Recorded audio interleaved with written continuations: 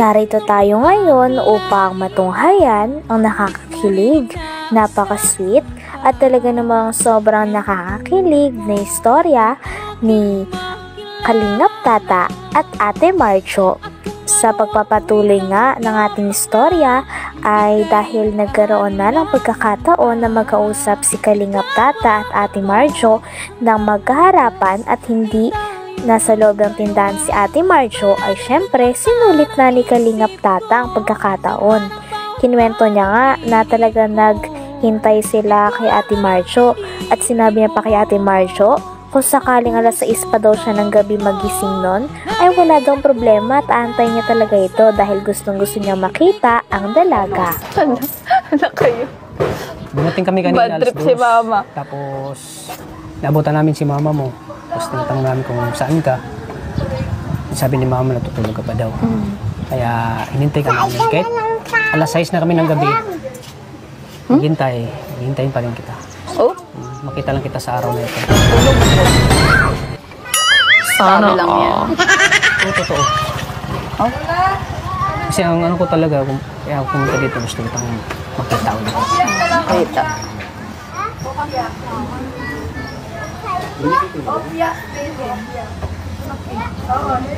Butik pa ganitong oras walang bumibili sa inyo. Madami din naman yan. Pero ay nagpapajikas pala kayo dito. Nagpapadala sana ko eh. Padala ko. Puso ko sa'yo.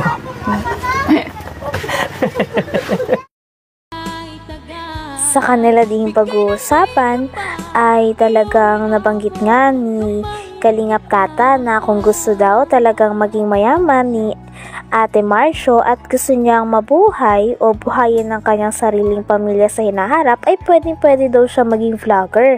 Dahil bukod sa kanyang ganda ay talagang sisikat din daw siya dahil sa kanyang ugali at talagang napaka-joyful at hindi suplada at mabait na personalidad. Bakit? Hindi halata. Parang tayo lang magkaedad eh. Parang tayo lang magkaedad.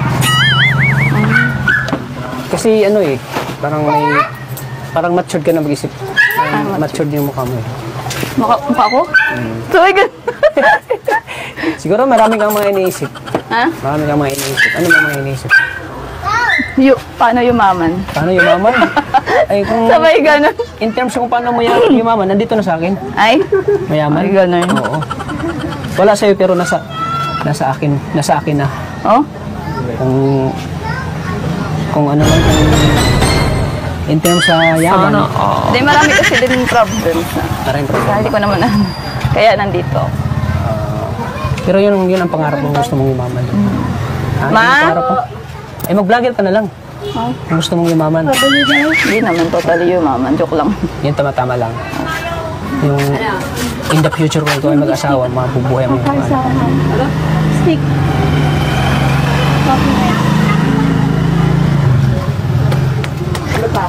Very good. Ang dami na nga daw nag-request. Anong pakiusap ni Starrock sa'yo? Sabi niya, ay, ano ka na? Tisa nito, oh. Marami nag-request, mga thousand na kasi nag-request eh. Ang sabi niya, bagay na tayong dalawa. Ay, my God. Pala desisyon. Ako na mismo nag-desisyon na. Ha? Di ba napanood mo yung mga vlog ni ano? Yung una lang. Comment, napanood mo yung... Ay, Pinag-usapan din ni Kalingap Tata at Ate Marcho ang tungkol sa kanilang mga fans na talaga namang walang sawang sumusuporta na kahit wala pa silang first vlog together ay talagang excited na ang mga ito at dinudumog talaga sila ng mga supporters at mga fans na talagang naghihintay sa kanilang first vlog na mabuti naman ay napagbigyan na ngayon. Grabe at natutuwa din si Ate Marcho dahil sa mga suporta at hindi niya inaasahang mga fans na nanonood. Marami kang mga iniisip. ha? Marami kang mga iniisip. Ano ba mga iniisip? Paano yumaman? Paano yumaman? Ay, kung Sabay ganun. in terms kung paano mo yumaman, nandito na sa akin. Ay? Mayaman? Ay, ganun. Oo. Wala sa'yo pero nasa nasa akin na. Oh? Kung ano lang, in terms sa yaman. Hindi, marami kasi din problems na. Maraming problem. Hindi ko naman kaya nandito. Pero yun ang pangarap mo, gusto mong yumaman. Ah, Ma? yun ang pangarap mo. Eh, mag-vlogger ka na lang. Kung gusto mong yumaman. Hindi naman totally yumaman. Joke lang. Yan tama-tama lang. Yung in the future kung ikaw ay mag-asawa, mabubuhay mo yung anak. Stick.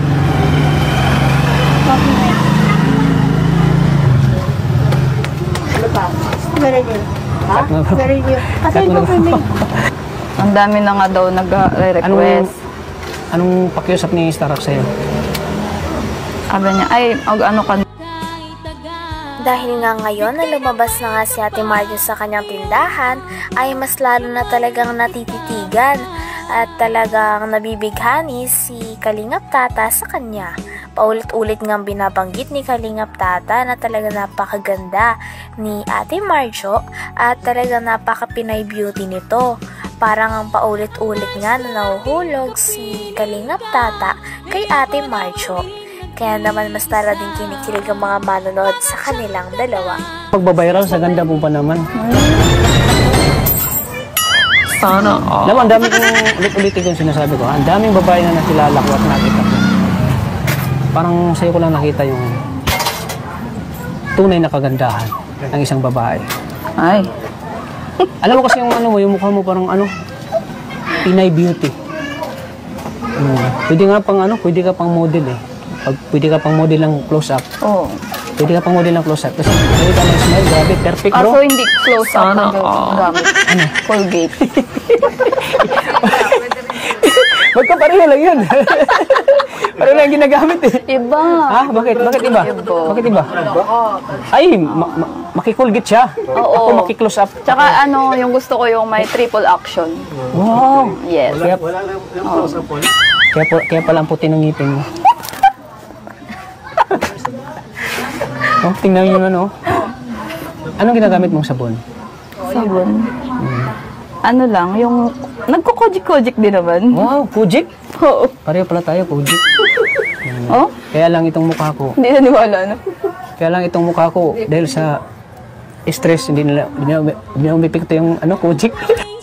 Nagbiro pa nga si Kalingap Tata kay Ate Marjo at sinabi nito na parang nagiging matured ng mukha ni Ate Marjo, kaya may iniisip daw ba ito o meron daw ba siyang pinag-iisipan kaya naman naging ganito daw? Natawa naman si Ate Marjo sapagkat hindi siya tinitigilang biruin o asarin ni Kalingap Tata. Sabi naman ni Ate Marjo ay busy daw kasi siya kakaisip kung paano daw siya yayaman. Kaya naman sabi ni Kalingap Tata muli ay pasukin niya na ang mundo ng pagwa-vlog dahil tiyak napapatok talaga ang kanyang personalidad doon. Pati kidney mo. Ano? Pati kidney. Pati kidney ko.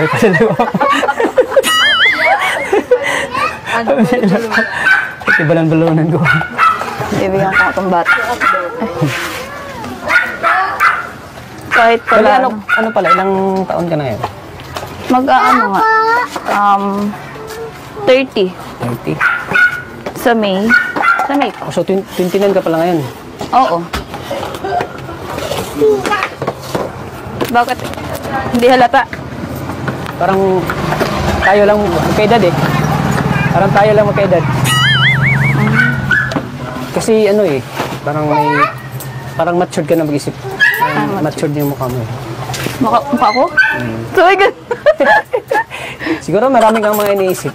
Ha? Marami kang mga iniisip. Ano ba mga iniisip? Paano yumaman? Paano yumaman?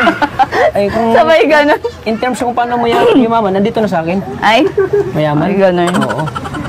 Wala sa'yo pero nasa akin na. Oh? Kung ano lang, in terms.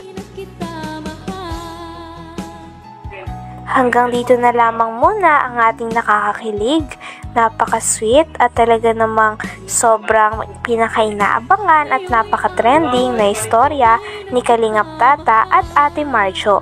Maraming salamat sa inyong panonood. Hanggang sa muli. Bye!